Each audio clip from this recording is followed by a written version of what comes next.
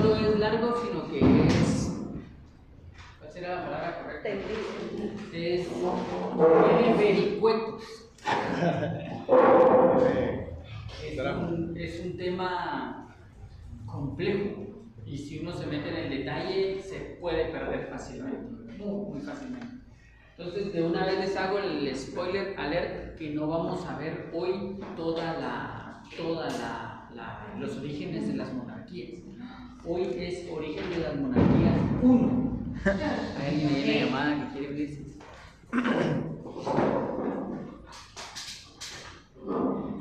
Volumen 1. Primera parte. La primera parte del origen de las monarquías. Vamos a dividirla en 3. Y esta es solo la primera. Entonces creo que esta va a ser la más larga porque aquí voy a dar la introducción en general, previo a todo lo que sucede antes de que se origine. ¿Sí? O sea que sí creo que nos vamos a ir a las 11.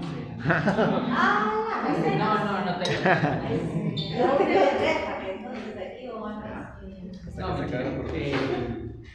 entonces, bueno, todos estos temas seguramente van a haber temas que les llamen más la atención, podemos platicarlos si quisieran como que sacáramos algo más, o a ver un segundo origen de las monarquías, podríamos encontrar como algunos detalles que a ustedes les parezca que no se ahondaron y que se pueden decir un poquito más, o cosas así, ¿verdad? Podríamos platicarlas. Pero hay momentos en donde voy a dar saltos como bruscos, porque si no nos vamos a ir por otro lado y no nos llama tanto la atención el otro lado. Pero porque es complicado, ya van a ver, los estoy asustando, ¿verdad? Si pensamos en las monarquías europeas, en algún punto de las monarquías europeas, estas eran las monarquías europeas. Entonces, de una vez les digo que no vamos a ver todas las monarquías europeas. Sería extensísimo tratar de encontrar el origen de todas estas monarquías europeas. Pero sí vamos a ver las monarquías un poco más pesadas en la historia. Porque hay algunas que dieron como más que hacer y más que hablar dentro de la historia de Occidente. Entonces imagínense si nos metiéramos a cada una de estas. Es una locura tratar de hacerlo, aunque deberíamos de hacerlo. Aunque ¿saben qué? Sí, no. Pensándolo bien. Hay café. Cierren la calle. Ajá, deberíamos, pero esto se volvería muy extenso, ¿verdad? Y lo primero que quiero que regresemos es que no podemos hablar de las monarquías europeas si no empezamos con el famoso Imperio Romano. O sea, es muy difícil hablar del origen de las monarquías si primero no nos vamos al Imperio Romano. Entonces vamos a empezar en el 400 a.C. No. Ya del Imperio Romano hemos hablado un montón, ya hay como generalidades que tenemos como la idea del Imperio Romano. Pero ahorita nos interesa el Imperio Romano dividido, ¿sí? Ya cuando está dividido. Esta división que hicieron así con regla, porque casi que dijeron, aquí está la división del imperio. No, sin el caso, así la hicieron. Se acercaron a ver una topografía de una montaña y después lo más recto posible. Y entonces dijeron, tú un lado y nosotros otro. Y ya sabemos que se colocan las dos capitales, una se coloca en Constantinopla y la otra se coloca en Roma. Aunque la verdad es que ya cuando se estableció el imperio nunca mandaron desde Roma, sino que se fueron a otra ciudad que se llama Ravenna. Pero tradicionalmente son Roma y Constantinopla, ¿sí? Son las dos capitales. Y esto hizo también que al inicio fue todo amistoso, ¿verdad? Nos dividimos el imperio, tú de aquel lado y yo del otro, pero en ambos lados quedó la sensación de ¿y por qué no tengo todo? ¿Y por qué yo no tengo todo? Y esto empezó a hacer como que a debilitar un poco a debilitar a la misma Roma, porque se estaban peleando entre ellos y además tenían algunos enemigos en común. Y esos enemigos en común van a ser todo lo que está fuera del Imperio Romano. Y esto es un concepto que es bien interesante de saber, que para Roma todo lo que está fuera del Imperio Romano es un posible enemigo. O sea, todo lo que está fuera hay que estar como atentos porque por alguna razón no está con nosotros, ¿verdad? Por alguna razón sigue estando aquí afuera. Entonces, este es el límite que ellos establecieron más o menos, pero donde van a venir los problemas, porque aquí hay desierto, ¿verdad? Aquí no hay tantos problemas. Aquí hay mar y no se sabe mucho, y por acá hay otro pedazo de desierto del que no sabemos tanto. Entonces, los grandes problemas vienen de aquí arriba, de toda esta parte de aquí arriba. O más bien, las personas que no son parte del Imperio Romano vienen de allá arriba. Entonces inicia, bueno, en el 410 sabemos que unos señores entraron a Roma y la saquearon. Y ahí empieza lo que se conoce como la caída del Imperio Romano. Saquean Roma y después en el 476 le dicen muchas gracias al último emperador romano, un señor llamado Rómulo César. Bueno, no señor, un muchachito de 17 años llamado Rómulo César, que desaparecen. Vamos a pensar que solo lo cambiaron a otra colonia y creció. Pensemos eso. Y ahí se termina el Imperio Romano. En el 476 se marca el fin del Imperio Romano porque ya sacaron al último emperador de línea en Roma. Pero en el 410 fue el famosísimo saqueo de Roma. Y este saqueo va a tener un montón de consecuencias. Roma había sido saqueada en el 400 a.C., o había sido invadida en el 400 a.C., antes cuando todavía era república. Salud. Y desde entonces no le pasaba nada. Nadie había llegado tan cerca de sus puertas hasta en este año. Y esto conmocionó a todo el mundo que nosotros conocemos. Hay un señor llamado San Jerónimo que es famoso, que San Jerónimo escribe acerca de la caída de Roma, pero San Jerónimo está en Jerusalén. Entonces uno dice, ¿cómo se enteraron tan rápido en este mundo de saber que se había caído, que habían saqueado Roma? Porque la noticia fue la noticia. Y esto lo he encontrado varios historiadores que dicen que el saqueo de Roma se puede comparar con el 11 de septiembre en el impacto que va a tener a nivel mundial. La sensación esta de una tragedia a nivel mundial, que gente que ni siquiera entiende muy bien qué es la tragedia dice, no, sí fue trágico, ¿va? Pero es un poco el impacto. Y también viene este impacto en razón de lo que va a suceder de aquí en adelante en este mundo. En el 410 empiezan, cuando es el saqueo, los mismos romanos, algunos dicen, no tuvimos que haber tenido haber cambiado a los antiguos dioses por haber hecho eso, miren lo que nos pasó. Por eso también es que San Agustín escribe la ciudad de Dios y que dice, no fue por eso. Eso nos pasó por haber tenido antiguos dioses. Y así empiezan como un montón de debates filosóficos, históricos. ¿Por qué? ¿Qué pasó? ¿Qué hicimos mal? Entonces, ¿quiénes la saquearon? Bueno, entonces empecemos ya con los reinos germánicos, o lo que vamos a llamar dentro de un par de siglos los reinos germánicos. Para poder hablar de los reinos germánicos tenemos que empezar hablando del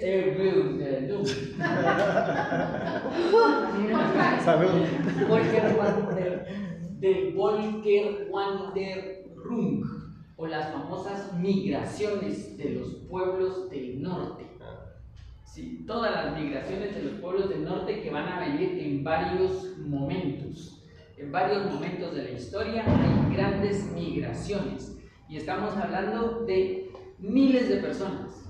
Miles de personas. Durante mucho tiempo la frontera que se había marcado entre estos pueblos y Roma estaba delimitada por un río que no van a llegar a ver desde ahí, creo yo, pero que es justamente esta frontera, porque qué caprichoso es esto, ¿eh? Pero esto responde a un río, que es el famoso Rin. Entonces, todo lo que está fuera del Rin no es romano y todo lo que está dentro del Rin es romano. Pero también tenemos por aquí más gente que se puede meter aquí por el mar, y durante muchos siglos hubo aquí colonias de gente que no era romana que vivía por acá. Pero cuando ya se encuentran las grandes migraciones, ahora sí vamos a ver a mucha gente entrando por varios siglos.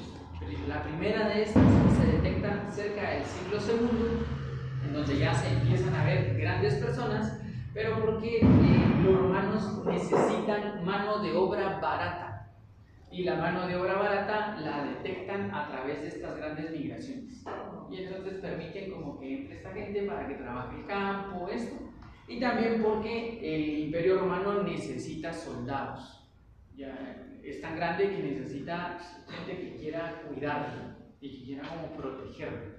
Este va a ser un bien que les hizo mal, porque entonces el espíritu del soldado romano ya no existía, estos nuevos que estaban contratando, la gente que iba a trabajar a las tierras romanas ya no tenía la idea de que Roma o muerte, sino que si viene otro invasor, yo no voy a defender esto, pues es como, pasen ustedes, esto no es mío. Eso fue un poco como lo que debilitó. Estas grandes migraciones vienen desde aquí arriba y en su mayoría van a pasar por acá, por toda la parte de acá. Aquí es difícil porque cuando ya se dividen, Constantinopla es más fuerte militarmente hablando y es más fácil poder defender el mar por la entrada del mar. Y este pedazo que tienen aquí, todo esto es medio montañoso, que son conocidos actualmente como los Cárpatos. Entonces era más fácil defender esas fronteras que estas fronteras que están como por aquí. Entre los grandes pueblos que van a invadir, que ya los vamos a ver, van a estar los suevos, los vándalos, los godos, que también ya vamos a ver qué es eso, pero poco a poco va a aparecer en escena otro pueblo que es llamado los hunos, que también van a traer problemas. Entonces cada uno de estos pueblos se va a ir asentando en una región diferente, pero casi que ninguno logra entrar a lo que conocemos como el Imperio Oriental. Por esto que les decía de que están un poquito mejor organizados para poder defenderse. Bueno, entonces, estos grandes, es difícil, no sé si para ustedes es difícil o no, imaginarse a miles de personas que van todas caminando, no solo soldados, pues claro, hasta adelante iban guerreros, pero atrás iban familias, niños, jóvenes, o sea, iba todo el mundo tratando de entrar a Roma o desplazándose para Roma. ¿Ibas a decir? Sí. Bueno, me imagino que esas migraciones tenían un porqué, porque no solo así se iban a... Ajá, ahorita vamos a ver por qué se fueron a migrar. Ya. Pero lo difícil para Roma es que Roma no conoce el territorio y no sabe cuánta gente viene. Entonces, ¿a cuántos les vamos a entrar? ¿Y cómo los vamos a dirigir? ¿Y dónde van a vivir? Y entonces Roma no tenía una política de dejemos entrar a algunos y les damos un visado. Pero al poco tiempo se dan cuenta de que tienen que hacerlo. Y entonces generan un concepto que se llama el federaulo, algo así. Y este concepto es que Roma permite que yo entre a las tierras romanas e incluso me pueden dar tierras a mí si pago un impuesto y además ofrezco hombres para la guerra. Con ese trato deja entrar a algunos, ¿sí? Y eso lo va a hacer varias veces. Ustedes pueden entrar, pero me cuidas esta tierra, me tenés que dar ciertas personas cuando necesites soldados y me tenés que dar tributos. Ese concepto también les va a traer consecuencias.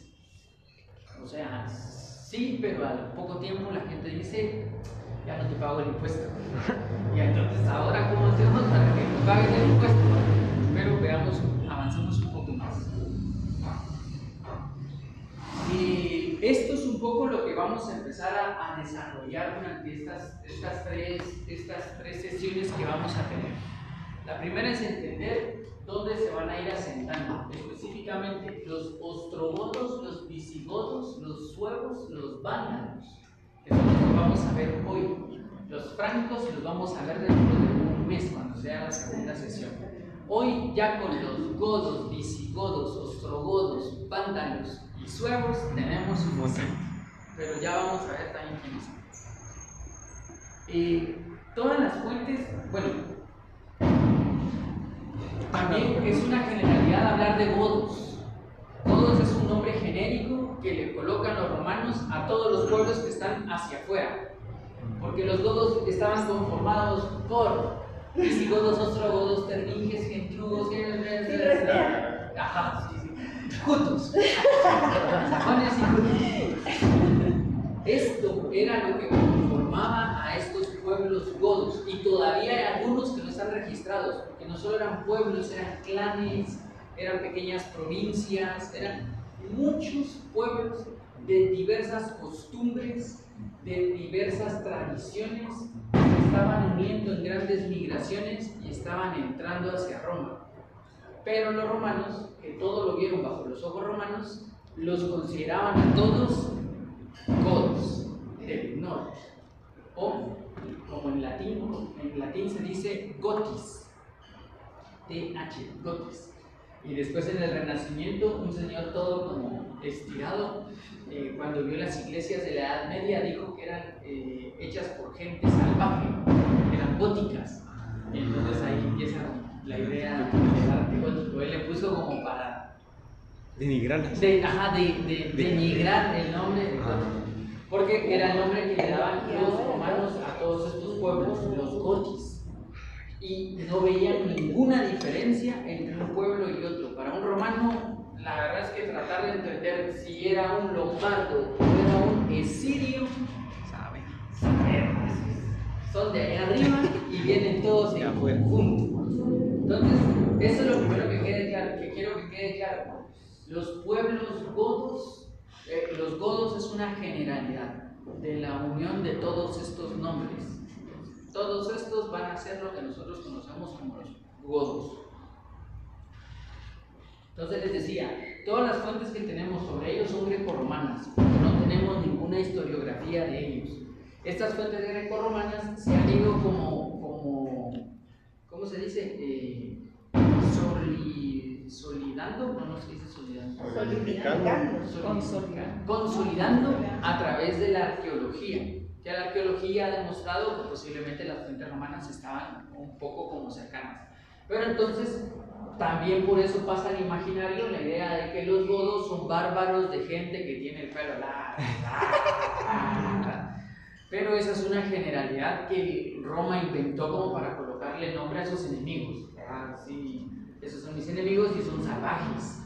Sí, viven, ellos ya tenían este concepto que tenían los griegos, de todos aquellos que viven fuera de las fronteras nuestras, pertenecen más allá de las montañas, o sea, son bárbaros. Esa era como la idea, el bárbaro era el extranjero. Después los romanos le agregan a estos bárbaros barba grande, pelo largo y... Pero lo que sí se sabe es que los historiadores romanos sí se impresionaban de ver los rasgos de los godos, porque cuando los veían, o sea, el romano como tal, romano así de estirpe romana, familia patricia, solía ser una persona de pelo castaño, de color de piel morena, atigrada un poco, y de repente se encuentran con una persona de pelo rojo, completamente blancos y con los ojos transparentes, como dicen esto. Sí les parecían, esto sí es muy diferente, sobre todo porque al romano le gustaban los romanos y eso le parecía extraño, todo ese mundo le parecía extraño. Es en el siglo III donde ya empieza como mayor la redacción del problema de los gotis. El gran emperador que se dedica a pelear con los gotis en la orilla del Rin es Marco Aurelio. Marco Aurelio pasa casi que toda su vida peleando con los gotis a la orilla del Rin. Marco Aurelio estuvo en Roma creo que como 8 meses y después a la guerra, y ahí se estuvo la gran mayoría del tiempo porque estaba tratando de defender las fronteras de todos estos pueblos. Es Constantino el que llega a un acuerdo con ellos y que les dice, ¿saben qué? Pueden entrar a trabajar, solo no se pasen todos, yo les voy a pagar ciertos honorarios y ustedes se quedan por aquel lado, cosa que no va a cumplir Constantino y por eso las consecuencias. Y lo que les decía, que en las provincias del Mar Negro siempre hubo infiltraciones de esta gente. ¿Sí? Que sucede, por cierto, es un fenómeno de todas las fronteras de la historia del mundo. Las personas que viven en las fronteras tienen derecho a pasar de un lado a otro, y estos pueblos que están en las fronteras son como mezclas siempre. Y a la hora de las grandes migraciones, esos pueblos son de los más importantes que se forman, ¿verdad? Porque ahí es donde entra, donde va a estar entrando todo. Y entonces, dentro de todos esos nombres que les di, de todos esos grupos que se llaman godos, los más importantes o a los que les vamos a prestar atención y los que son los que vamos a ver en estas 3 sesiones de la historia es a los alamanes, que se van a establecer en lo que hoy conocemos como Suiza, a los anglos y sajones, que son los que se van hacia las islas británicas, a los burgundios, que se van a quedar un rato en lo que conocemos como el Valle de Rodano, que es este que está en Francia, entre Francia y Alemania, a los francos, que se van a quedar abajo del Rin, o sea, abajo del Rin, abajo del Rin, que es lo que nosotros vamos a conocer más adelante como los franceses, a los ostrogodos, que se van a quedar en Italia, a los vándalos, que se van a ir un poco a la península ibérica y después se van a ir al norte de África, pero que no los vamos a ver tantos porque no forman ningún reino, y a los visigodos, que se van a quedar en la Francia meridional y después se van a establecer en la península ibérica, y de aquí van a surgir uno de los primeros reinos. Estos son a los que les vamos a prestar atención. Hay más, ya les mostré el mapa, ¿verdad? Y si nos metemos con los descendientes de los de Kiev, de los nos vamos a perder. Entonces, con esto nos vamos a dar gusto. Bueno, entonces, ¿de dónde vienen los godos, verdad? Una de las teorías es que al sur de Suiza existen estos lugares, conocidos como, esta isla conocida como Gotland, y que es muy probable que de ahí vengan los primeros pueblos, o los más fuertes de todos estos pueblos. Se sabe que son de origen escandinavo y que en su primera, en busca de comida, porque los inviernos allá son duros, en búsqueda de comida empezaron a pasarse el mar. Y lo primero que se asientan va a ser en lo que conocemos hoy como Polonia, en estos lugares, en Wilbach y en Kaliningrad, que son como los lugares en donde ellos van a empezar a incursionar. Y la búsqueda de comida hace que si yo llego a un lugar y encuentro, me pregunte, ¿habrá más para allá? Pues sí, ¿verdad? Sigamos avanzando. Entonces, este es el lugar por donde más o menos van a entrar. Se asientan en Rumanía, lo que conocemos hoy como Rumanía, en lo que conocemos como Polonia, y ahí empiezan como a establecerse. Es hasta en el 248 que se desarrolla la primera guerra gótica, en donde ya los romanos se pelean contra ellos. En la segunda guerra gótica les va muy mal a los romanos contra ellos, pero así, muy mal. Es considerada la segunda peor derrota que le hicieron a Roma así en toda su historia contra estos señores. Y después vamos a ver algo de los hunos, que eso lo voy a dejar pendiente. Pero entonces miren un poco por allá. El nombre se ha preguntado mucho de por qué, de dónde viene la idea de los gotis o esto. Se asocian a algunos dioses que tienen este mismo nombre, pero en general se asoció al nombre de la isla. Entonces de ahí vienen todos estos señores en búsqueda de alimentación, que parece ser que cuando ellos salen de la isla y de Suecia y de todo esto y ya pasan a lo que conocemos como Polonia, encuentran un clima mucho mejor que el que tenían. Y lo que sucede con los pueblos es que una vez un desplazamiento del pueblo se da hacia acá, es muy difícil regresar.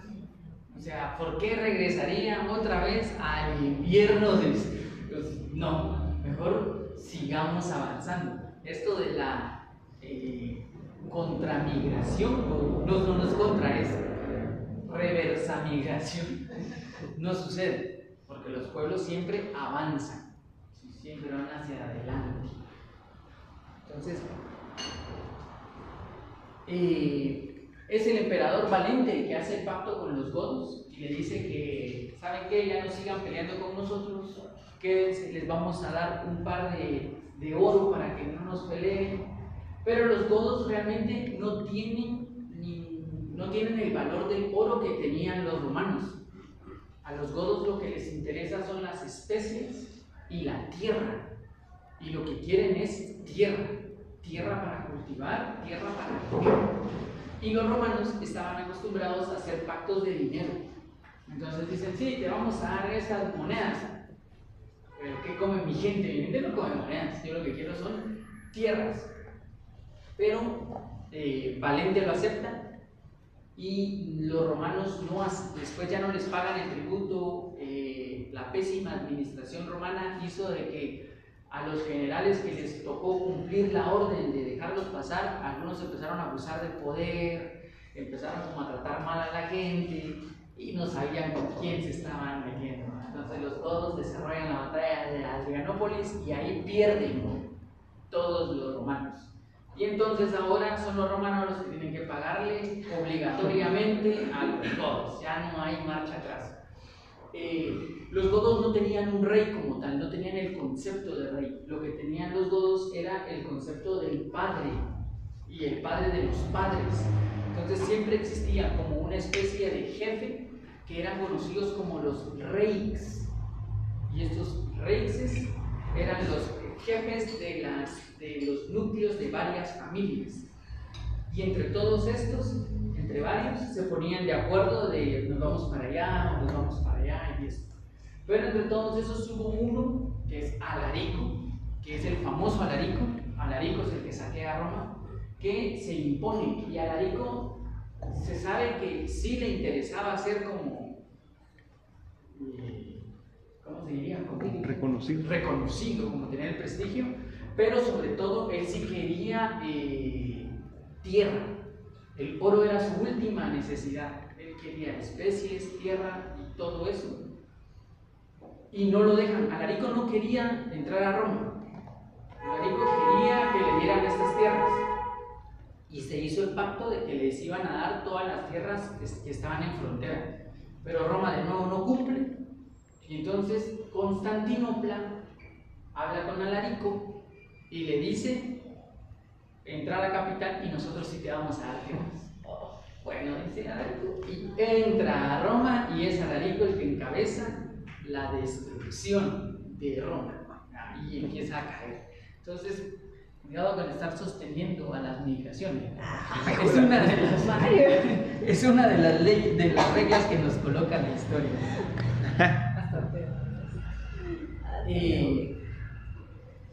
Entonces ya aquí empiezan como los grandes grupos. Vamos a encontrar, aquí está toda la Gotland que les decía. Aquí son conocidos todavía como godos, pero aquí nos vamos a dividir entre los ostrogodos y los visigodos. ¿Qué? ¿Y cuál es la diferencia entre...? Porque nosotros, o sea, es difícil que uno sepa la diferencia entre un godo, un ostrogodo y un visigodo. Pero estos tres son los nombres clave para entender a los primeros reinos. ¿Por qué? Porque los godos es el nombre general. Los visigodos es el nombre que se le va a dar a los grupos que entran a Occidente, específicamente a Roma, se convierten al cristianismo, pero en una de las variantes del cristianismo que es el arrianismo. Y Arriano había copiado el cristianismo con una pequeña variante, y era de que Jesús no era inmortal. Y eso era decretado por la iglesia como una herejía. Pero a los godos se les fue más fácil, por alguna razón, hacerse al arrianismo. Y estos señores, cuando ya entran a Occidente y quieren tierras, se empiezan a desplazar. Y en donde hay más suelo para poder cultivar es en lo que conocemos como la Galia. Y es esta gran migración hacia la Galia la que va a marcar a los visigodos, que ahorita vamos a detenernos más en ella. En cambio, los ostrogodos van a ser el grupo de personas, porque están todos los godos, ¿verdad?, entrando a Roma, tratando de entrar a Roma, y están tratando de entrar a Roma peleando con Roma. Cuando aparece un grupo de gente que las leyendas dicen que entre las grandes migraciones godas había un grupo de mujeres que hacían brujería. Y entonces los mismos godos agarraron a estas mujeres y las llevaron al desierto. Y estas mujeres, para querer vengarse, se casaron con demonios en el desierto y que de ese casamiento aparecen los hunos. Los hunos eran intratables, eran nada. ¿Sí? Los hunos solo conocían el pillaje, ¿sí? Y venían de las estepas de Asia Menor, que estaban llenas de lodo, animales salvajes, montañas, y ellos se sentían cómodos peleando ahí. Entonces las planicies eran lo más fácil. Los pueblos ya sabían de los hunos, porque todo lo arrasaban. Y cuando empezaron a llegar los hunos de Asia Menor, que voy a poner el mapa para poder entenderlo un poco más. O sea, los hunos vienen de Asia Menor, ¿sí? Y aquí están todos estos pueblos tratando de entrar aquí. Entonces, cuando vienen estos hunos, agarran a varios godos y los esclavizan. Y estos godos se quedan como esclavos de los hunos. Atila descubre Roma, trata de entrar a Roma. Atila hace tratos con la gente de Roma hasta que Atila muere. Perdón, Atila es uno. ¿Sí? Atila es el gran líder de los hunos. Ok. Es el gran líder huno. Entonces, Atila, cuando muere Atila, los hunos se desintegran.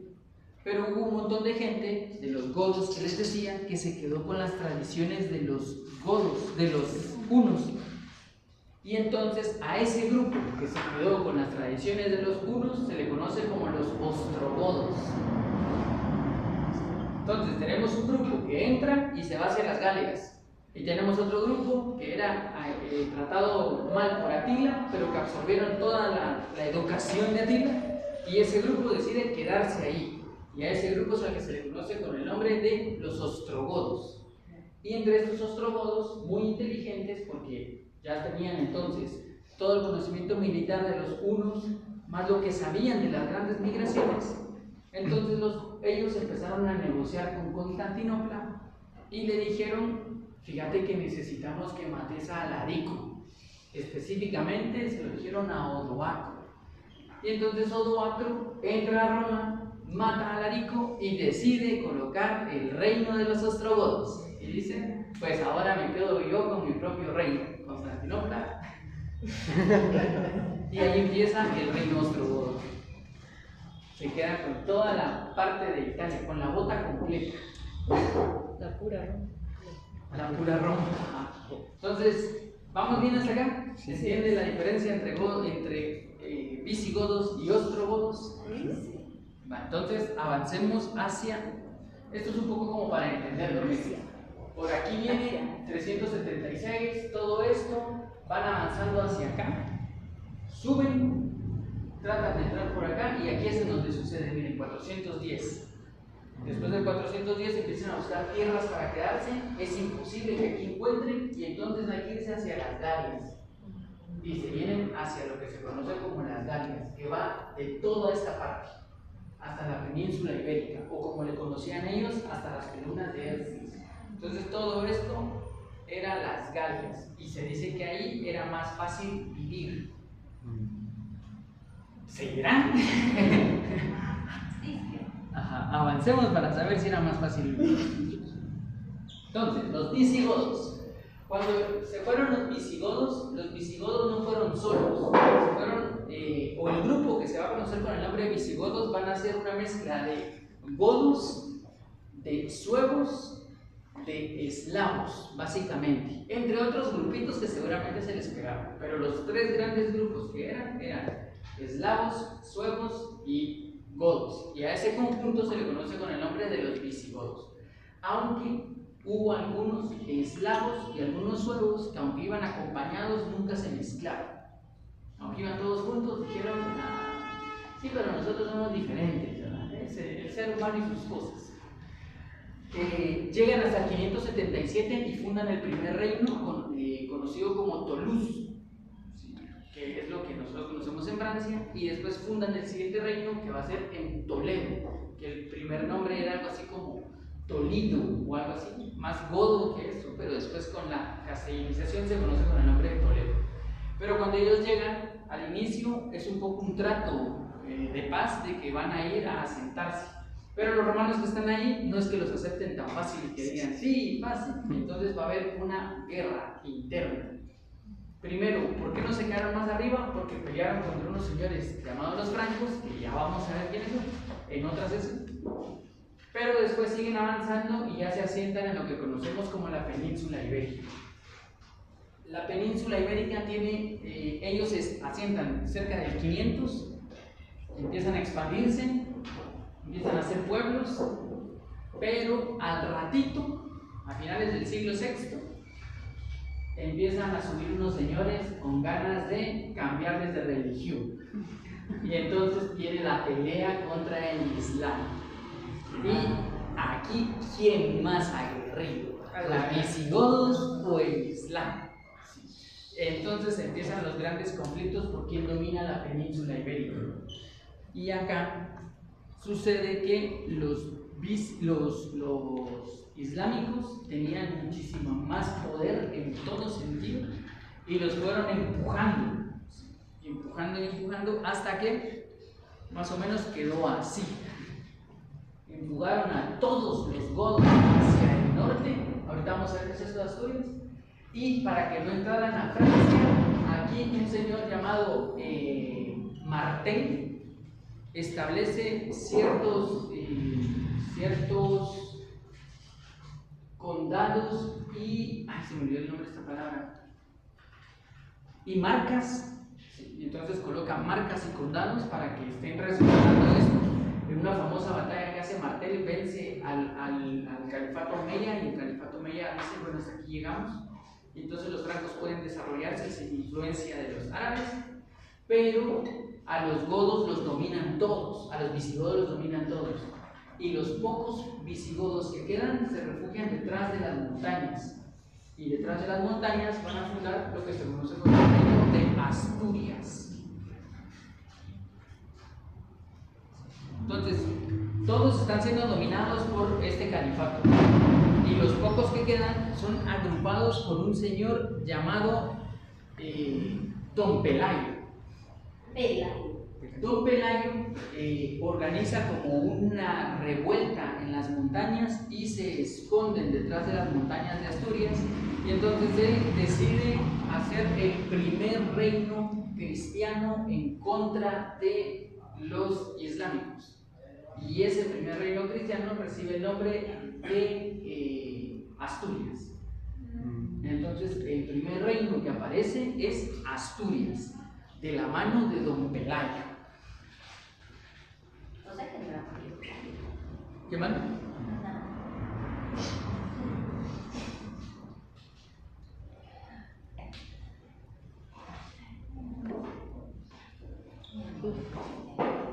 Esto no nos van a perder, ¿verdad?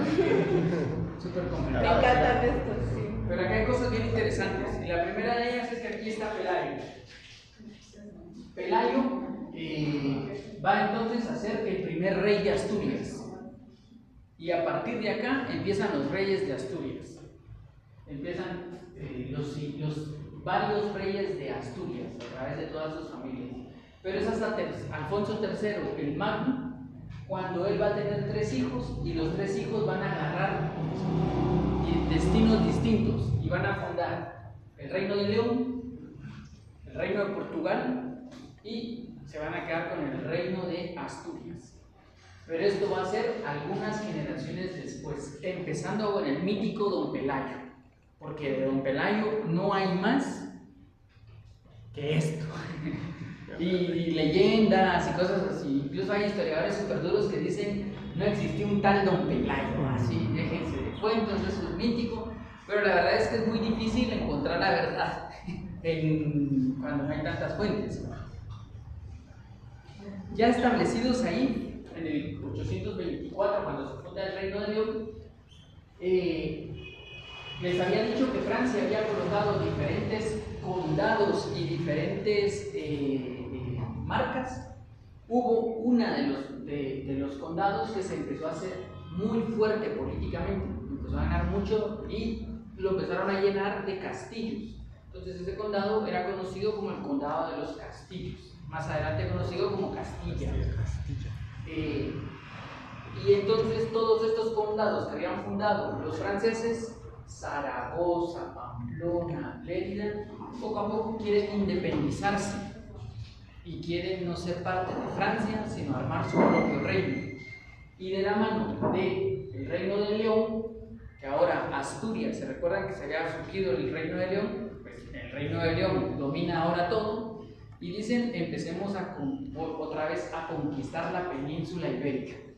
Y empieza lo que se conoce como la reconquista, que les va a llevar solo como 300 años, no, 400 años la famosa reconquista. Entonces ya se empiezan a empujar, y aquí miren está el condado de Castilla, que esto va a ser bien importante para lo que se sigue en la historia.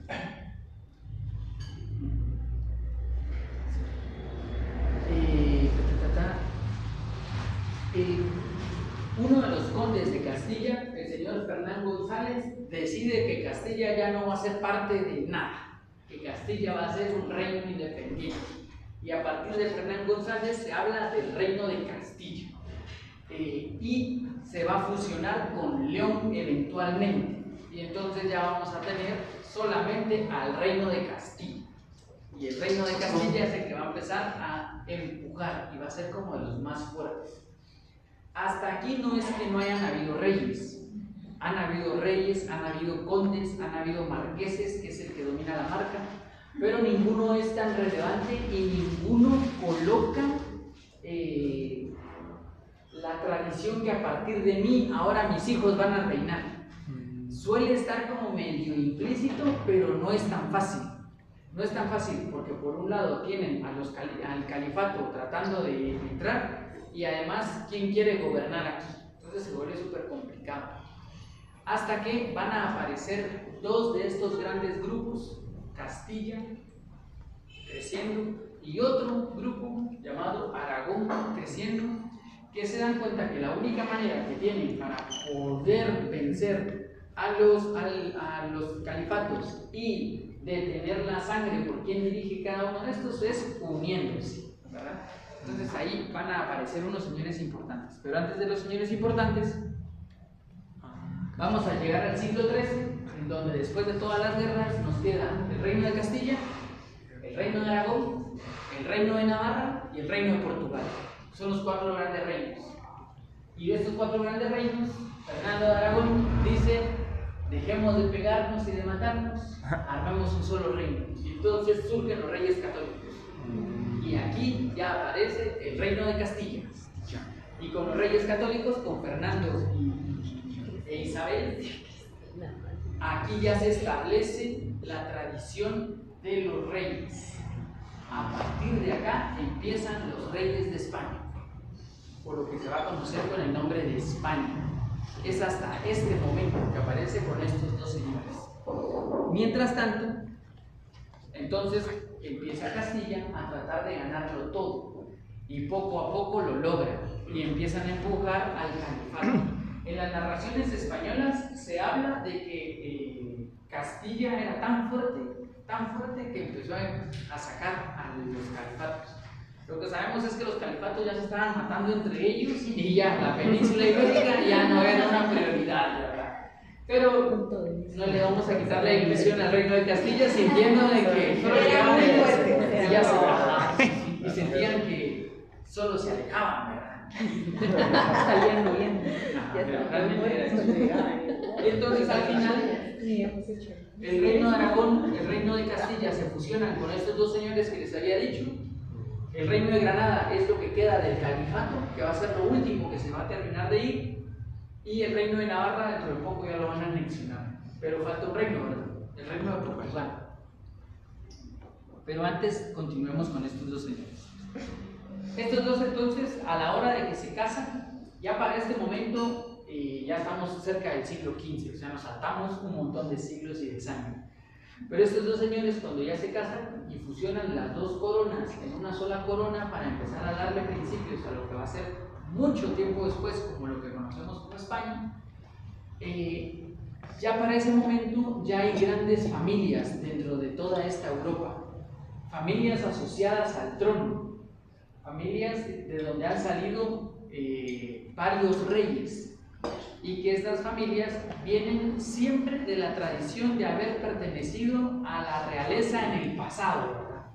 Entonces, una de las familias dice: mi así como en el Chavo del Ocho, mi tatarabuelo fue cónsul romano.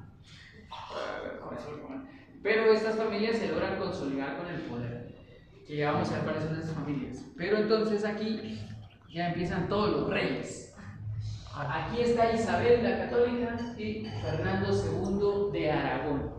Estos señores son súper importantes porque ellos son los de Cristóbal Colón, ellos son los que establecen un idioma que unifique a toda esta región, porque al momento no hay unificado un idioma. Los visigodos conformaban con todas estas tribus, tenían un montón de idiomas y de dialectos y acentos y un montón de cosas, pero ellos dicen: no, hay que unificar todo esto. Y hasta aquí ya vamos a poder entrar a la realeza española. Desde aquí viene la tradición española. Por eso les digo, vamos a ver el origen de las monarquías, pero ni de chiste nos vamos a meter a estudiar cada una de las monarquías, porque pasan un montón. Esto es una telenovela de 1000 años, ¿verdad? Una telenovela grandísima entre la hija de quién, con el primo, con el tío, es una súper historia. Un Juego de Tronos. Que termina con Leticia, que son los reyes actuales, ¿verdad? Que vienen de este árbol genealógico. O sea, él, porque ella no, ella viene de otro lado. Ella viene Ella de es otro lado. algo seguramente. Ah, bueno, todos los La tercera portada. todos son metimos de novela. Eventualmente vamos a terminar. Pero digamos que de la línea es el hombre, ¿verdad? Entonces aquí tenemos al final de toda esta línea.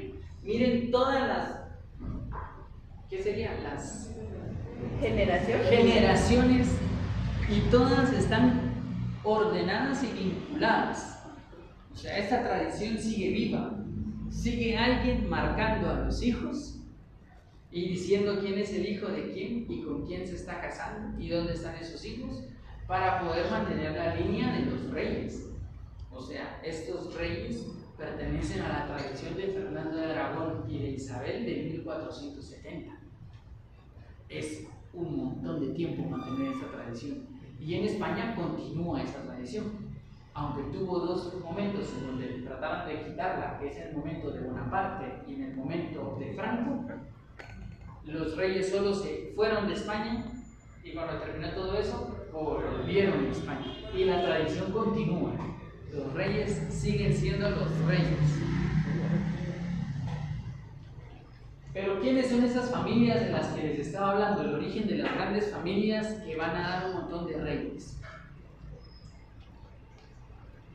Las que tienen influencia específicamente en lo que conocemos como España son estas familias. La primera de ellas, los Trastámara, son la única española que ha tenido que ver con España. De ahí tenemos austriacas, francesas e italianas. Pero la única española es la primera. Y esto va a surgir en el 1370, y de aquí viene la tradición, porque los reyes vienen de esta familia. Los reyes pertenecen a esta familia. El rey Fernando y Isabel pertenecen a esta primera familia. Después tenemos a los Habsburgo, que también por alianzas políticas, por ahí casan a una tía o algo así. Pero esta es una familia que viene de Austria. Los Borbones, que va a ser la familia francesa, y los Bonaparte, que son franceses, pero que solo es un reinado súper chiquito, que es el de Bonaparte II, y después cuando muere Bonaparte, a Bonaparte II le dicen que ya no. Y los Saboya, que eso es en Italia, que vamos a ver un poco como, qué pasa cuando nos enfocamos en Italia. Entonces, esta es la Casa Real, este es el origen, y cuando llegan al trono español, o en qué momento llegaron al trono español. Entonces, si nos damos cuenta, los Habsburgos tuvieron a Carlos I, que Carlos I de España es el Carlos V famoso. Si hay como varias cosas así. José I, que es el de Bonaparte, y Amadeo, que son los de Saboya, que es el de 1870. Pero entonces la más importante es la familia que viene de los reyes católicos, es la Trastámara. Ellos son la familia real de España. Trastámara. ¿Vamos bien hasta acá? Sí. No te entendí lo de Carlos I. Perdón. Fíjate que según la tradición, yo podía colocarme el nombre que quisiera. Y si en mi familia yo era el primero, yo era el primero. Pero muchas veces ya había en otra familia otro con ese nombre. Y entonces muchas veces estas personas fueron conocidas, dominaron varias regiones. Entonces en alguna región era Carlos I y en otra región era Carlos V. Porque ahí habían habido 4 Carlos en esta tradición. Y en cambio en esta solo había habido una. Y eso pasa un montón. Por ahí había un Rodolfo XI en una tradición y en la otra primero. Puede ser primero de su lado. De su familia. Sí, Wow. Sí, por eso es que hay que detectar bien de qué línea viene, ¿verdad? De cuál estamos hablando. Bueno, entonces yo les había dicho que también existía Portugal, ¿verdad? Y Portugal va a venir de la mano de este señor que es Alfonso Enríquez, o Henríquez, que va en el siglo XII a separarse de los reinos de Castilla y de Aragón, y que va a decir: yo no quiero pertenecer con ustedes, yo quiero mi propio reino. Y él se va a ir a fundar lo que conocemos como va a agarrar un condado que ya existía. Recordemos que todos los condados y marcas tienen que ver con fronteras que hay que proteger. Y si es una frontera que hay que proteger, tiene un pequeño ejército. Por eso es que muchos condados y marcas se van a convertir en países, porque ya tenemos poder, pues. Y alguien se le mete a la cabeza de... ¿Y si me rebelo? ¿Por qué estoy pagando impuestos si tengo mi propio ejército? Y me quieren. Ahí está. Entonces, este señor, Enríquez, va a derrotar a su mamá, que su mamá era de León, y le dice: ya no quiero ser tu hijo, quiero mi propio rey. Y hace que el condado conocido como Portucalense se rebele contra León, y entonces aparece lo que se conoce más adelante como Portugal. Y el condado portucalense tenía toda esta parte en frontera con León. Al inicio, este señor que les había mostrado aquí, Alfonso Enríquez, cuando ya se convierte como rey, se va a conocer como Enrique de Borgoña. Ese es su nombre que se va a colocar. Y va a ser... hacen un tratado para que él sea el primer rey. Entonces es Alfonso I de Portugal. Yo conozco mi reino, ya no nos peleamos con León, me quiero quedar aquí. Este va a ser mi territorio. Y es hasta 3 generaciones después, en Alfonso III, donde Alfonso III ya configura hace el trato con los reinos vecinos y dicen: esto es mío, ya, no nos peleemos. Y es también Alfonso III el que traslada la capital a Lisboa y el que decide unificar el acento de toda esta región. Porque esta región, una de las cosas más difíciles para León de poder tenerla, era que su acento era distinto. No tenían el mismo acento, tenían otra forma de acento. Y entonces ellos dicen, en lugar de agregarnos al de ellos, separémonos de ellos. Entonces la lengua fue otra de las razones por las que también después León dejó de pelear, porque para el León era difícil cacharles bien qué estaban diciendo. Y ya después, con varios siglos, ahí surge el portugués. Sí, el portugués, que tenía más influencia francesa que castellano, en el tomito, ¿verdad? Pero lo que va a suceder con el reino de Portugal es que Portugal termina, cuando se convierte en una república, en 1910, termina la monarquía. Y no hay reyes portugalenses, porque se terminó la tradición de la monarquía a la hora de establecer la república. Aunque quedaron los títulos nobiliarios, o sea, todos aquellos que pertenecen a alguna familia desde este señor Alfonso pueden tener un título nobiliario, aunque no puedan tener ya dueños de tierras, pero sí pueden tener el título nobiliario. y la tradición de Portugal suele dar títulos nobiliarios, así como la inglesa que convierte a Sir Your Name. Portugal también ha dado así ciertos títulos nobiliarios. Cristiano Ronaldo tiene títulos nobiliarios. No. Sí, Es comandante. de los Azores. Perdón. Ese sería un título mío. Estos son los reyes de Portugal, desde Alfonso I, aquí está Alfonso III, pero algo que hay que destacar de este árbol es que aquí no hubo tanto conflicto. O sea, aquí la línea sí era recta. Cuando uno ve el árbol de España, es así horizontal porque cuando se hacen así horizontales es que la línea no es directa, sino que hay que agarrar a un primo o a un tío, a un primo segundo, y por eso se va ensanchando. Pero cuando va a línea recta es porque ahí sí es el hijo. O sea, ¿quién quedó? Mi hijo. Y miren, casi que es perfecto. Hasta aquí, que Manuel II termina como el último rey de Portugal. ¿Qué año? En 1910. Ahí terminan los reyes de Portugal. Pero, ¿y los suevos? Yo sé que se estaban preguntando, espérate, nos dijiste que los visigodos tenían otros pueblos, entre ellos uno de los famosos eran los suevos. ¿Dónde están los suevos?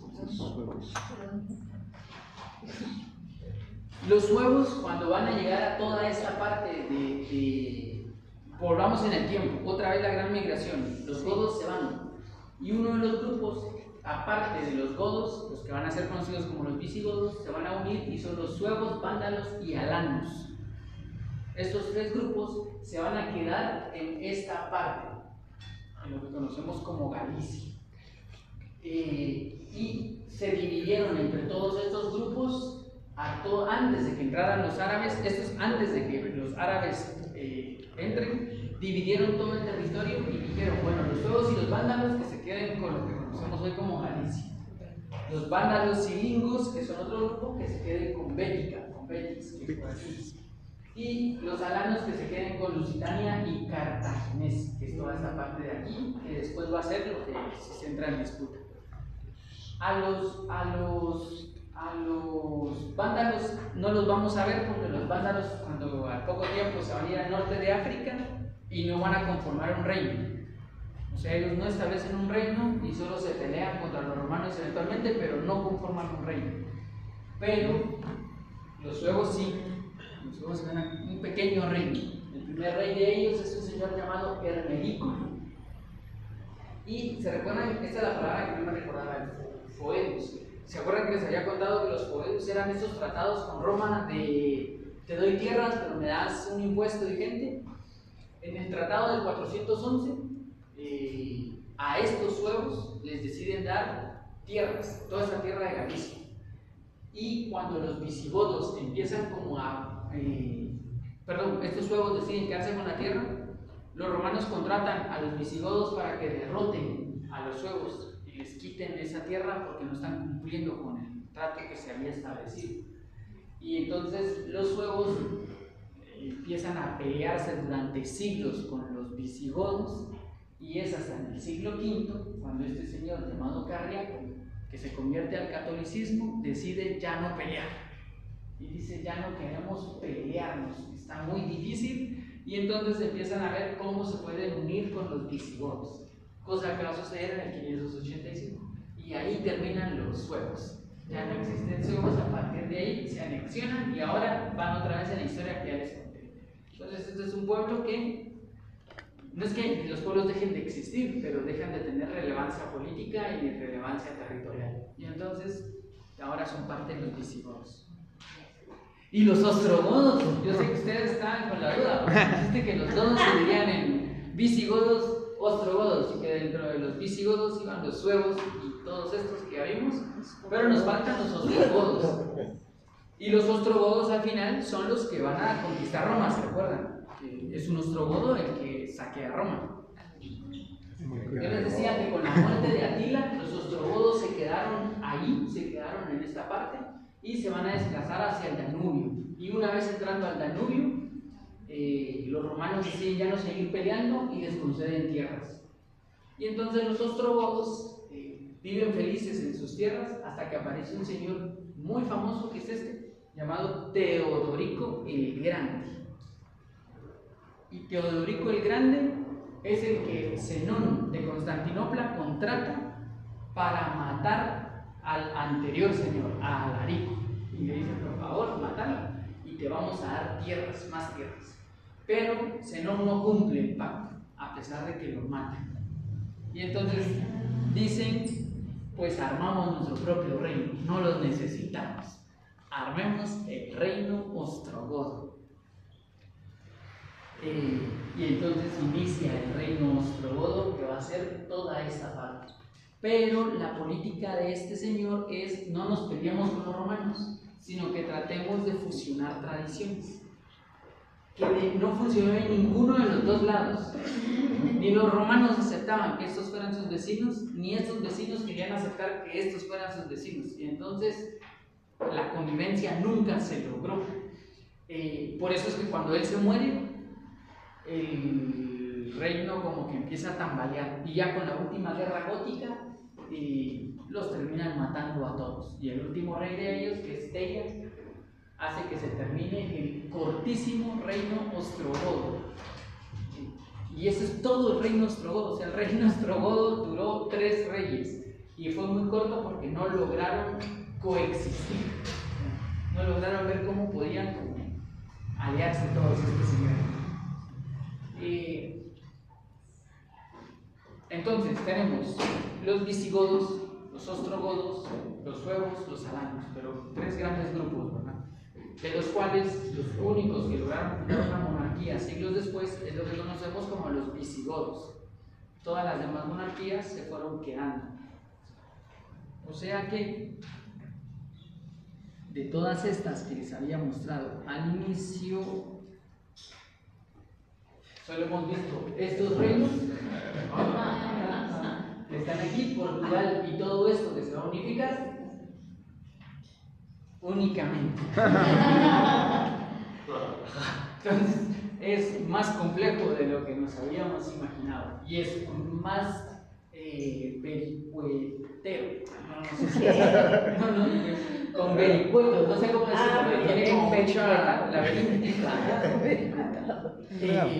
entonces, lo que vamos a seguir haciendo es estudiando otra vez a los grandes grupos. Ahorita lo que quería que nos quedara claro es entender que hay una monarquía que sigue viva, porque esas son como las más interesantes, y que esa monarquía responde a los visigodos, y que los visigodos vienen desde el 400 y pico en ese territorio.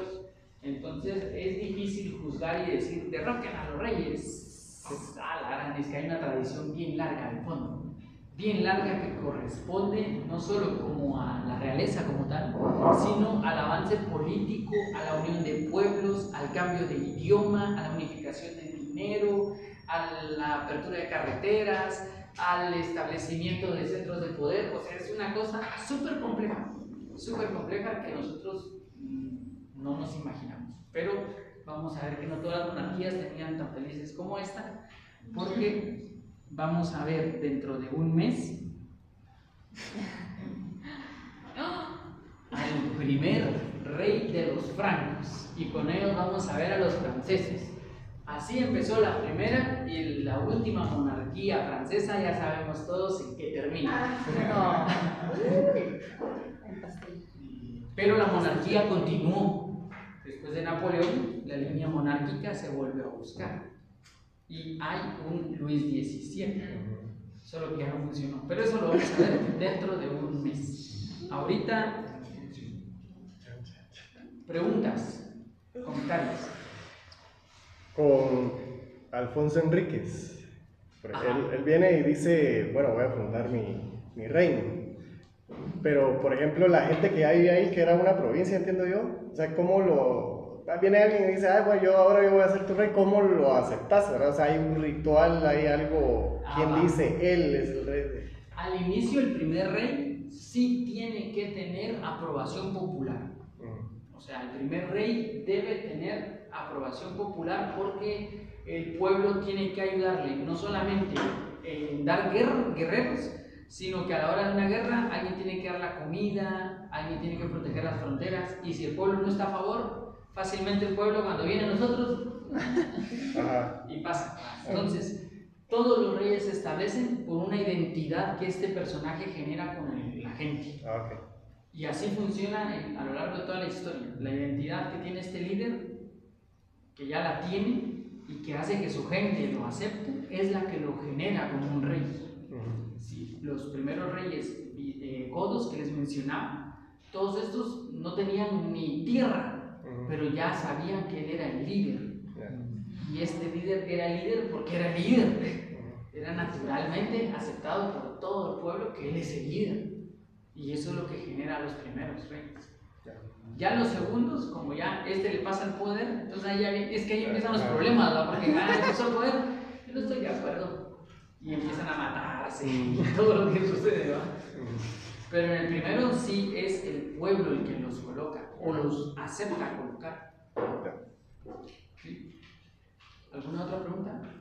Tal vez solo como comentario, complementando esto que dice Marco, como que el primero tiene de legitimidad y por eso provoca también la gobernabilidad, ¿verdad? Le permite ejercer cierta gobernabilidad dentro del territorio. Pero ojo, porque los godos no tenían ni territorio, pero ya aceptaban que había uno que los dirigía. Claro, pero eso sí, eso es legitimidad, ¿verdad? Ante los que te reconocen como líder. Y te permite también organizarlos. Sí, porque aceptan que sean organizados. Aunque no haya territorio, pero sí, o sea, es como una relación recíproca de gobernabilidad. Sí, es aceptado y es aceptado porque, y eso sucede en todos los reinos, porque aceptan a unos y a otros no. Porque este que está ahí tiene las características que a todos los demás les parecen son las mejores. Entonces, en un pueblo de guerreros, el rey va a ser el guerrero más guerrero de los guerreros, ¿verdad? En un pueblo de agricultores, el que no se le muere ni una gallina, ese va a ser el gran rey. Porque es de acuerdo a lo que cada uno de los pueblos hace, lo que legitimiza su poder. Sí, es hasta que aparecen las democracias en donde la legitimidad del poder no necesariamente viene con la capacidad, sino que viene con otras cosas más divertidas. Pero eso es otra historia. ¿Alguna otra pregunta, comentario? Un comentario. Creo que lo que había estudiado de la revista Hola no es. la línea. Ahí han de estar, ¿verdad? Sí. Sí, la historia no se mira tan bonita como las sí, historias no. que... Es que ahorita que toda la cosa de la realeza es tan poqui, sí. Entonces suena más como que ver el reality del rey de esto, pero la historia está escrita con sangre, para bien o para mal, así se ha escrito toda la historia de la humanidad. Y ellos eran los invasores. Ajá. Digamos. Sí, desde qué punto Será de como vista el lo veas, resultado de ajá. la mezcla, digamos. Bueno, para entonces unos ya era que El Salvador quien te estaba guiando para migrar y para los otros era con este comentario llego a mis primeras conclusiones. Mi primera conclusión, que para mí es muy, como que me llena de satisfacción, no sé decirlo, pero mi primera conclusión es saber que las migraciones son el proceso natural de la humanidad entera y que esto es mío, o esta es mi familia, o nosotros somos los no sé qué, es falta de visión histórica, ¿verdad? Porque todo esto es una mezcla de las mezclas, en donde siempre el más astuto va a sobresalir. ¿Sí? Mucho de que quieran de lo otro, siempre va a aparecer uno ahí que no pertenece a la realeza y va a decir: yo sé cómo dirigir esto, sé cómo hacerlo y nos tenemos que mover. Las migraciones responden a las necesidades básicas del ser humano. Si no hay comida ni dónde vivir, hay que moverse. Básicamente, hay que moverse, ¿sí? No, pero, disculpen, pero si estos señores se atrevieron a irse a la orilla del Danubio a pelearse contra los romanos y no pudieron detener la migración, y eso que los romanos no era como que les mandaran tratados de por favor no se pasen la frontera, sino que Los romanos los agarraban así, a espadazos, y aún así se atravesaron y pasaron. La migración es lo más natural que existe, o lo más humano, tal vez sería la palabra, que sucede. Esa es mi primera conclusión. Mi segunda conclusión es que la historia, o sea, ahorita nosotros estudiamos desde de los reyes católicos para cuando llegaron los visigodos, ahí estamos hablando cerca de 1300 años. Y si se dieron cuenta, hay saltos históricos como que en el siglo I, II, allá pasaron 100 años, ¿verdad? Y en 100 años cualquiera de nosotros está muerto. Pero vivir en la historia no necesariamente es entender la historia que uno está viviendo, sino que la historia que se está viviendo se comprende hasta después, cuando se unen todos los factores. Y entonces ya se puede ver la tendencia y decir en el siglo II, el siglo III, el siglo VI, porque todas estas invasiones que yo les mencionaba al inicio con la palabra impronunciable se dan durante siglos. O sea, son 2 siglos de gente que está cruzando el Rin. Y en 200 años cambia una cultura. Entonces la historia es muy difícil. Nosotros no sabemos bien nuestro contexto histórico presente porque estamos metidos en él. Se necesita un poco de perspectiva para poder entenderlo. Metido dentro de la historia es difícil percibirlo. Y mucho menos si uno no conoce el pasado. Más difícil todavía de entender. Hay que tratar como de dimensionar la rudeza de la historia, porque la historia es ruda. Viene y dice, en el siglo III no pasó nada, sigamos. Bueno, y toda la gente que vivió ahí, y todas las familias que crecieron, sí, pero históricamente no hicieron nada. Entonces sigamos. La historia es dura a la hora de que se registra.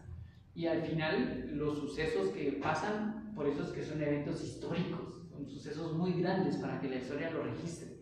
Muchas cosas muy bonitas pueden pasar, pero la historia solo registra las grandes cosas. Sí, por eso me da mucha risa cuando los comentadores de fútbol dicen: este partido es histórico. ¿Por cuánto que creo? Creo que está mal aplicado el término histórico cuando dicen así como de este rapero es el más grande de la historia. Claro, estás hablando de 1990, para el 2024 seguro, pero dentro de 3 siglos. Eso no lo sabes. Bueno, tal vez pase a la historia si se llena de... se vuelve rey de algún... Si conquistas tierras.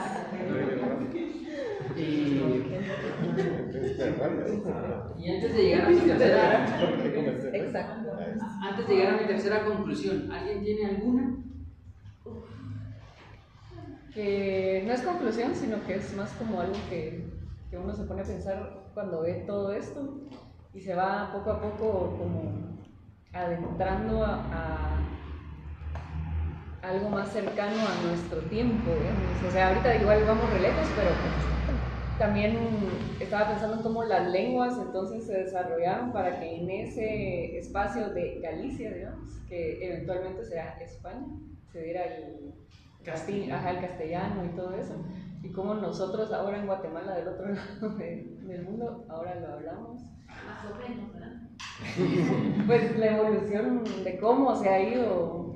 La palabra correcta es el avance. El avance. No necesariamente es evolución, porque no es que lo vamos perfeccionando, sino que va avanzando y avanza como nosotros. Y si nosotros no somos muy inteligentes, no avanza bonito, pero avanza como nosotros. Al final responde al pueblo del que venimos. Esta evolución, este avance que existe de los idiomas viene en relación a mi tercera conclusión, y es el impacto que tienen estos eventos. Y para contarles este impacto en específico, les voy a contar una de las historias que más me obsesionó a la hora de hacer toda esta charla, que ni siquiera está metida dentro de la charla porque no tiene nada que ver con eso. Pero resulta que los romanos peleaban con espada. Esa era su forma de pelear, solo con espada. Pero los pueblos godos peleaban con lanza y con arco. Ellos peleaban a distancia y los romanos peleaban cuerpo a cuerpo. Y los godos tenían una costumbre de pelear que los romanos no tenían, que era con caballos. O sea, los godos podían pelear a caballo, lanza y flechas. Esa era como su forma de pelear. Pero al inicio, las falanges romanas, que estaban conformadas por un montón de gente, se cerraban, y los caballos por naturaleza no se paran en las personas. Entonces eso hacía que el avance de estos se tropezaran todos estos. Hasta que algún señor visigodo, que no conocemos su nombre, inventó una cosita súper simple que cambia completamente la historia y hace que los caballos entren a Roma y después los caballos entren a todas estas guerras e incluso lleguen a marcar la diferencia entre un caballero y alguien del pueblo. Y ese pequeño invento es el estribo.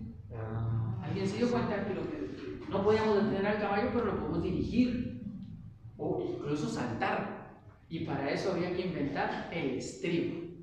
Y con la invención de un aparatito que es como de ese tamaño, la historia completa se cambió de la forma de pelear.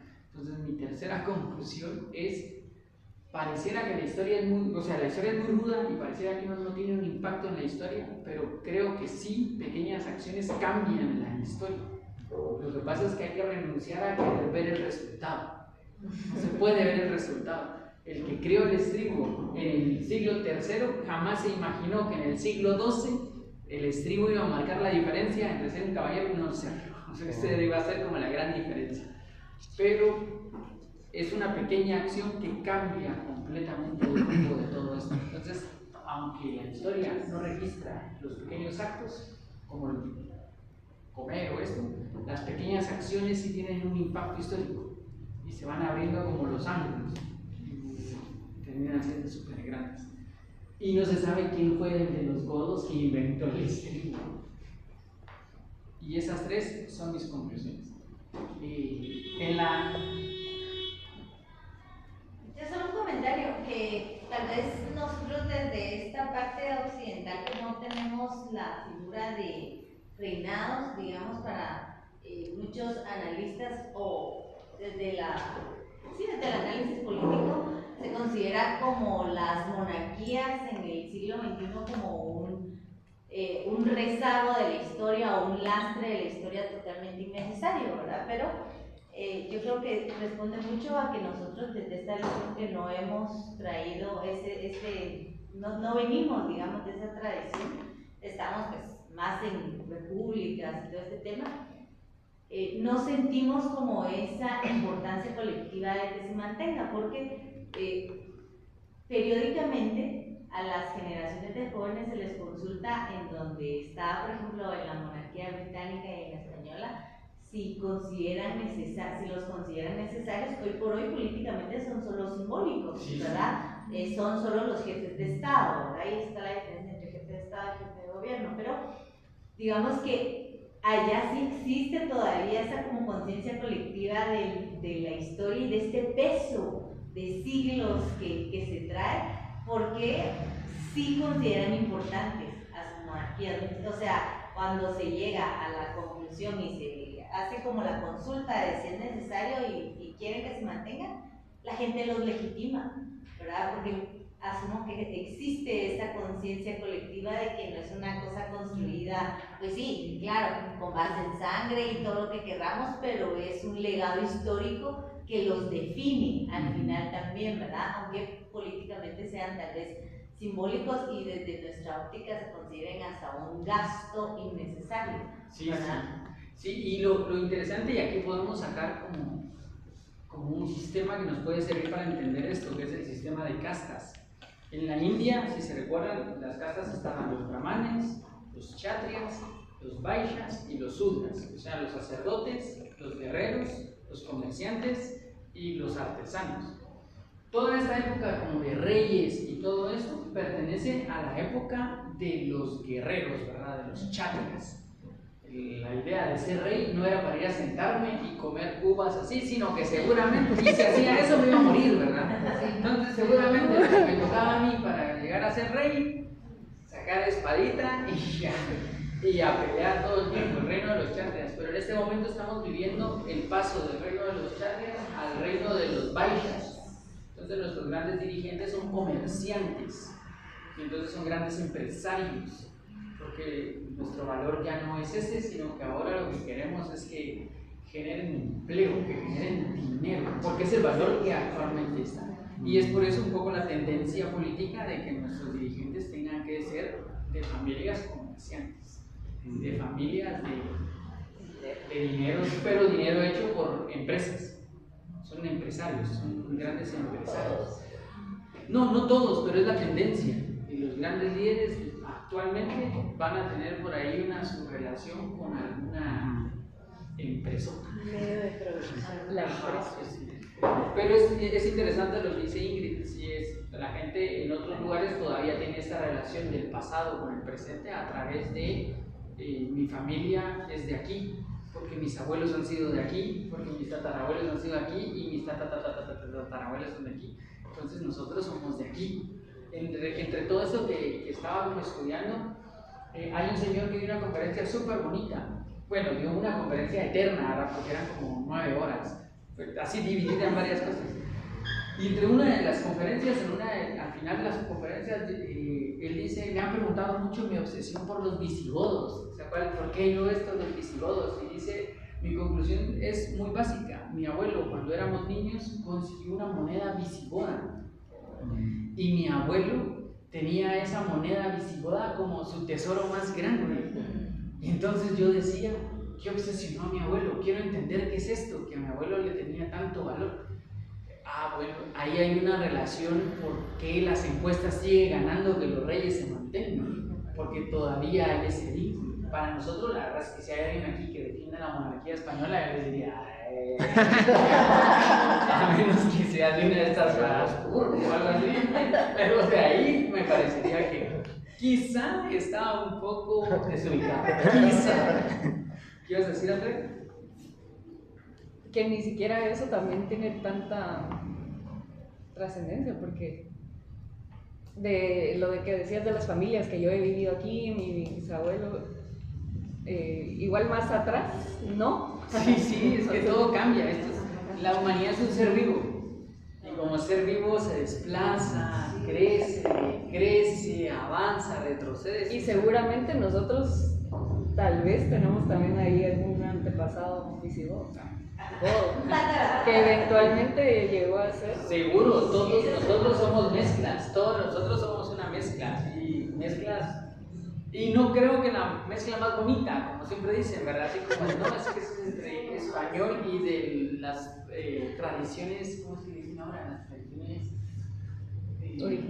originarias, no me acuerdo, pero porque los que vinieron a Guatemala, muchos de ellos ni siquiera eran españoles, ¿verdad? Sino que eran ahí como medio los entre eslavos, porque caían presos muchos de ellos, o del norte de África, porque los primeros que vinieron todos eran de las cárceles. La tripulación de Colón era presos. Ahí está, eran todos los presos. Condenados a muerte. Condenados a muerte. Y esa era. Por eso es muy divertido cuando alguien como que pelea porque mi tradición y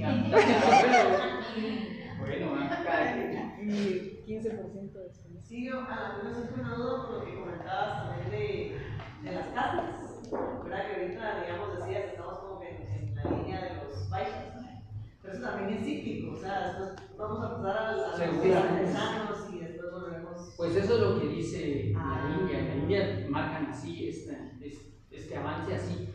El gobierno del pueblo, que es el de los sudras, y después viene sí, que, según la tradición hindú, después de ese gobierno, Brahma, ¿cómo es que? Brahma se salta, o algo así, tiene una frase como para decirlo, o sea, deja de existir un orden y entonces se tiene que volver a colocar en orden, según la tradición hindú. Bueno, entonces nos vemos dentro. ¿Cuándo es la fecha? ¿Cuándo quedamos? Quedamos. Sí, porque una de las novedades es que el siguiente va a ser en un día martes. Mira. El siguiente, porque no tenemos más sábados en abril, que la Semana Santa, que no sé qué. Entonces nos va a quedar el martes 1 de abril. Vengan a ver la historia. A las 6. No, lo vamos a poner a las 7. Martes 1 de abril, 7 de la noche, los francos y otros más que van a estar en esta región. Pero básicamente vamos a ver a los francos, ¿sí? Así que muchas gracias y pasen feliz noche.